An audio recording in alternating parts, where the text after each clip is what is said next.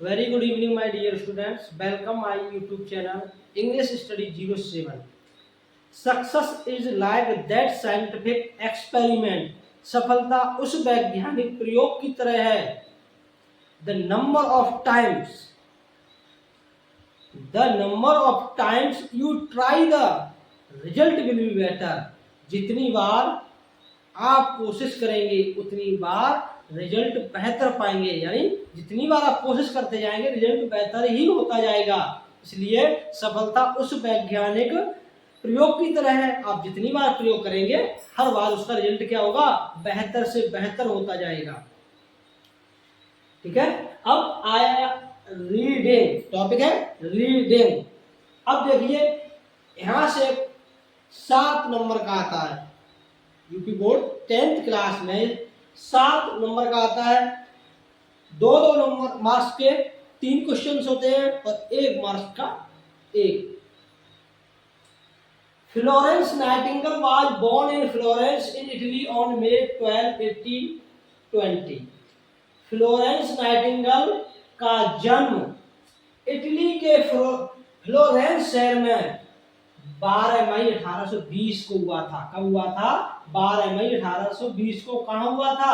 Italy के Florence शहर में. Her parents named her after the name of the city. उसके माता पिता ने फ्लोरेंस का नाम after the name of the city, जो शहर का नाम था उस शहर के नाम से रखा. वेयर शी वाज बोर्न, जहां उसका जन्म हुआ. ठीक है. तो फ्लोरेंस के माता पिता ने उसका नाम किसके आधार पर रखा? जिस शहर में वह पैदा हुई उसी शहर के नाम से फ्लोरेंस नाम रखा, क्योंकि फ्लोरेंस इटली में उसका जन्म हुआ था. ही हर सोल एम्बिशन इन लाइफ, उसकी अंतरात्मा की जो अभिलाषा थी, इन लाइफ जीवन में जो उसकी अभिलाषा थी, was to be a nurse, एक नर्स बनने की. उसकी इच्छा क्या थी? एक नर्स बनने की. And so she gave up all thoughts of marriage. इसलिए उसने अपनी शादी के सारे विचार त्याग दिए या छोड़ दिए. एंड पर्सनल हैप्पीनेस, और अपनी व्यक्तिगत खुशियों को भी उसने छोड़ दिया. किसके लिए? एक नर्स बनने के लिए. उसने अपने शादी के जितने भी विचार थे उन विचारों को त्याग दिया और अपनी व्यक्तिगत खुशी होती है उस खुशी को भी छोड़ दिया. She spends years visiting hospital after hospital. उसने कई वर्ष एक अस्पताल से दूसरे अस्पताल का भ्रमण करने में व्यतीत किए. यानी वो अस्पतालों में घूमती थी. डे एंड नाइट, दिन और रात. दिन और रात क्या कार्य करती थी? अस्पतालों में घूमती थी. कौन घूमता था? Florence Nightingale. She visited every bed, वह प्रत्येक बिस्तर पर जाती थी, देखती थी. In the hospital to see that no patient was neglected. किसके लिए जाती थी? She visited every bed in hospital. वो हॉस्पिटल में प्रत्येक बेड पर जाती थी. टू सी, ये देखने के लिए कि किसी रोगी को वाज नेग्लेक्टेड, यानी किसी भी रोगी की कोई उपेक्षा तो नहीं की गई, यानी कोई उपेक्षा तो नहीं की गई. And that all were as comfortable as possible. जितना संभव हो सके उतना उनको आराम मिल सके. However, हालांकि she might have worked, हालांकि क्या था? She might have worked all day, पूरे दिन कार्य वो करती थी. एवरी नाइट, हर शाम को. She would take her lamp, यानी शाम को वो अपनी लैंप ले जाती थी. And move from bed to bed, उसके बाद वो हर बिस्तर पर जाती थी. The lady with the lamp, और उनका नाम क्या पड़ गया? The lady with the lamp, यानी महिला लैंप के साथ. ये किसने कहा है? द सोल्जर्स कॉल्ड हर, जो सैनिक थे उन्होंने फ्लोरेंस नाइटिंगेल को पुकारा किसके नाम से? The lady with the lamp, and that is the name, और यही नाम था बाय विच, जिसके नाम से द वर्ल्ड हैज रिमेंबर्ड, पूरा संसार आज भी उन्हें याद करता है, हर एवर सिंस, उसी समय से। ठीक है, अब इसमें पैराग्राफ को पढ़ा समझा, अब इसमें जो क्वेश्चन आ रहे हैं उन क्वेश्चंस को इसी में देखते हुए उनका आंसर देंगे। क्वेश्चन पहला क्या है? How was Florence Nightingale named by her parents, यानी फ्लोरेंस नाइटिंगेल का नाम उनके माता पिता के द्वारा कैसे रखा गया। अब कैसे रखा गया, सबसे पहले क्वेश्चन को सीधा करते हैं, असेंडिंग में बनाते हैं। फ्लोरेंस नाइटिंगेल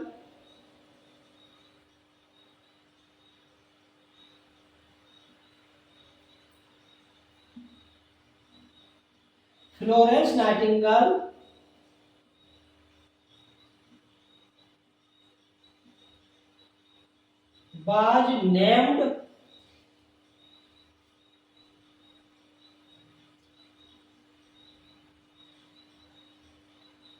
अब देखिए किसके नाम से रखा गया था? Named after the name of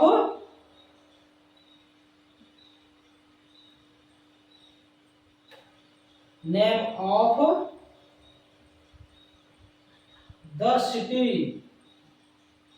where she was born.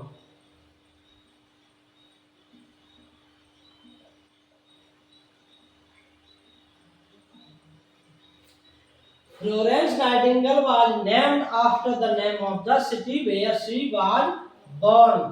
ठीक है, फ्लोरेंस नाइटिंगेल का नाम जिस शहर में वो पैदा हुई उसी शहर के नाम से उनका नाम फ्लोरेंस नाइटिंगेल पड़ा।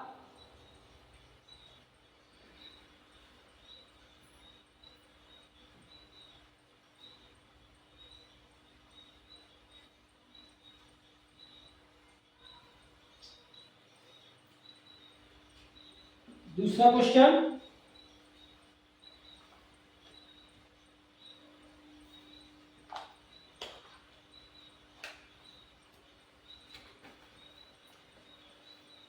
व्हाट वाज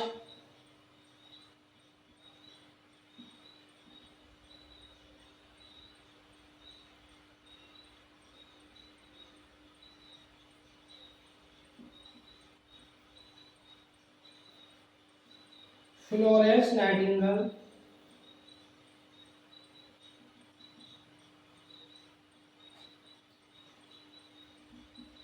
एम्बिशन,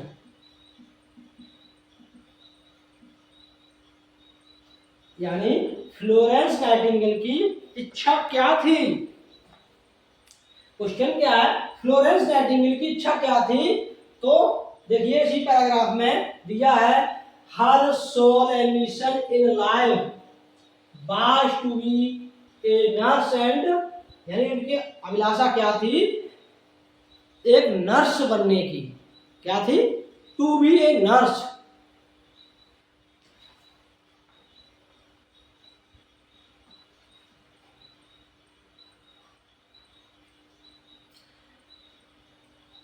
अब क्वेश्चन को सीधा करते हैं।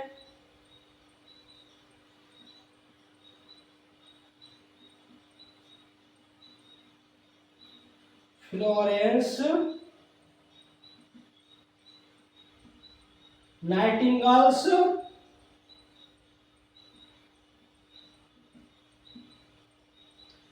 एम्बिशन, फ्लोरेंस नाइटिंगेल की अभिलाषा क्या थी? तो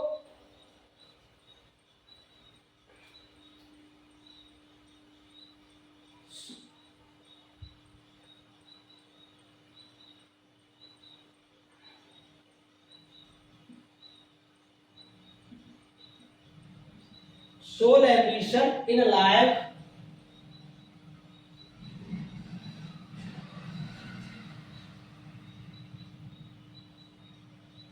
was to be a nurse। अब आगे देखिए, and so she gave of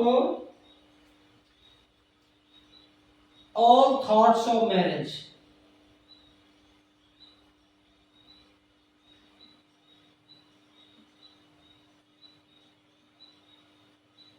ठीक है, and personal happiness.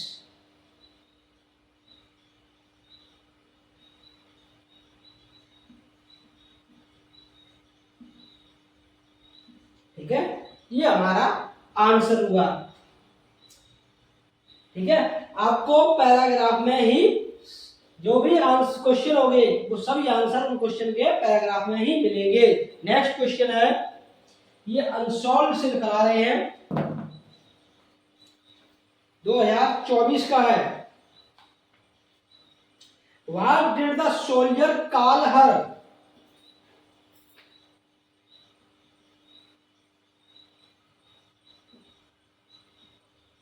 What did the soldier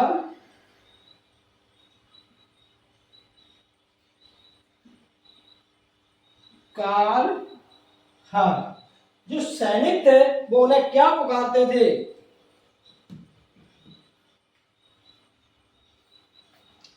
अब इस क्वेश्चन को सीधा करेंगे या सेंटेंस में लाएंगे तो क्या हो जाएगा? The soldiers called her.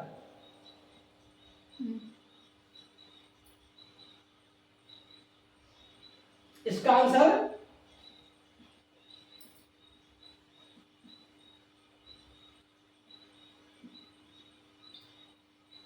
Past indefinite में जाएगा तो सेकंड फॉर्म लगेगी, कॉल्ड हर।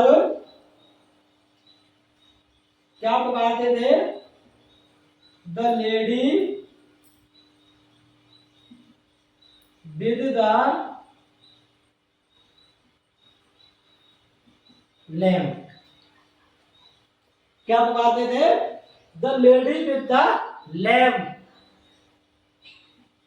ठीक है, जो सैनिक पुकारते थे the lady with the lamp. इसके बाद लास्ट क्वेश्चन इसमें, which word in the passage is opposite of the word forgotten?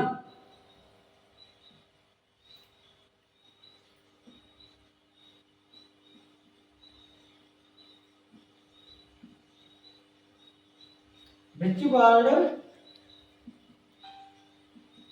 in the passage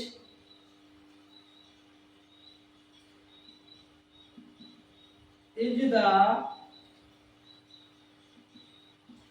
opposite of the word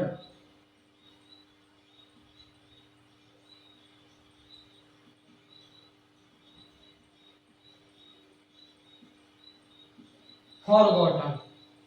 ठीक है, इसमें फॉरगॉटन शब्द का अपोजिट क्या है? फॉरगॉटन होता है फॉरगेट मींस भूलना, फॉरगॉटन थर्ड फॉर्म होती है। उसी तरीके से रिमेंबर मींस होता है याद करना, उसकी थर्ड फॉर्म होती है रिमेंबर्ड। तो देखिए यहां दिया है रिमेंबर्ड, तो आंसर इज दैट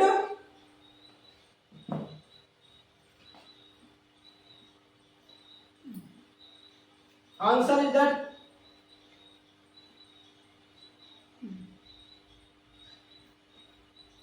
रिमेंबर्ड। ठीक है, इस तरीके से जो भी अनसीन आएगी यानी रीडिंग के तौर पर आएगी, उस पर पहले से आपको अच्छे से पढ़ना है, उसको समझना है, उसके बाद आपको क्वेश्चन को समझना है।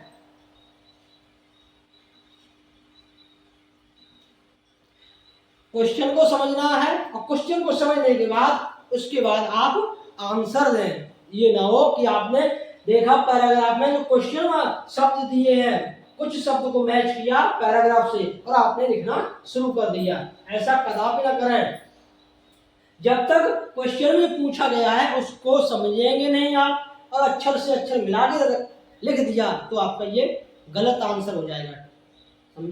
ठीक है, इसलिए पहले क्वेश्चन को समझें और पैराग्राफ को समझें, उसके बाद आंसर दें। आज के वीडियो में इतना ही काफी है। मिलते हैं अगले वीडियो में।